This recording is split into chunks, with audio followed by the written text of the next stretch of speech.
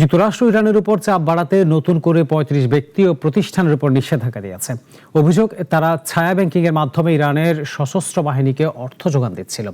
চীনের কিছু রিফাইনারির সঙ্গে সংশ্লিষ্ট ব্যাংকগুলোকেও সতর্ক করা হয়েছে। ইরানের ওপর চাপ আরও বাড়াতে নতুন পদক্ষেপ নিয়েছে যুক্তরাষ্ট্র। দেশটির ট্রেজারি বিভাগ সম্প্রতি ৩৫ জন ব্যক্তি ও প্রতিষ্ঠানের বিরুদ্ধে নিষেধাজ্ঞা আরোপ করেছে। অভিযোগ রয়েছে, তারা ইরানের তথাকথিত শ্যাডো ব্যাংকিং বা ছায়া ব্যাংকিং নেটওয়ার্কের সঙ্গে জড়িত। মার্কিন কর্তৃপক্ষ বলছে, এই নেটওয়ার্কের মাধ্যমে $10 বিলিয়ন লেনদেন করা হয়েছে, যা সরাসরি ইরানের সশস্ত্র বাহিনী এবং সংশ্লিষ্ট গোষ্ঠীগুলোর কাছে পৌঁছেছে। বিশেষ করে ইসলামিক রেভলিউশনারি গার্ড কোর বা IRGCর কার্যক্রমে এই অর্থ ব্যবহারের অভিযোগ উঠেছে। মার্কিন ট্রেজারি বিভাগের তথ্য অনুযায়ী এই ব্যক্তি ও প্রতিষ্ঠানগুলো আন্তর্জাতিক আর্থিক ব্যবস্থাকে ব্যবহার করে নিষেধাজ্ঞা এড়িয়ে গেছে। তারা অবৈধভাবে তেল বিক্রির অর্থ গ্রহণ, ক্ষেপণাস্ত্র ও অন্যান্য সামরিক সরঞ্জামের যন্ত্রাংশ ক্রয় এবং বিভিন্ন প্রক্সি গোষ্ঠীর কাছে অর্থ স্থানান্তরে সহায়তা করেছে।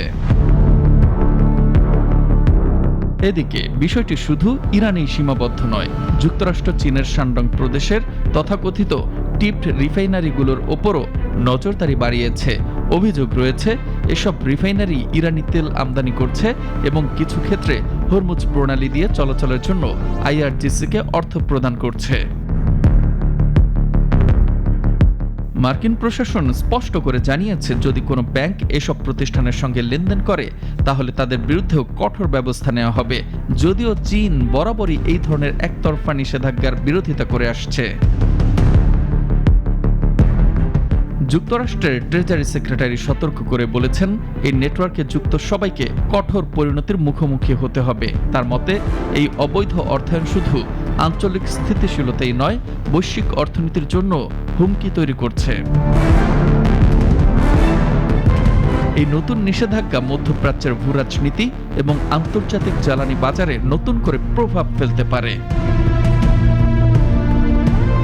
মুস্তফা কামাল তোহা, নাগরিক।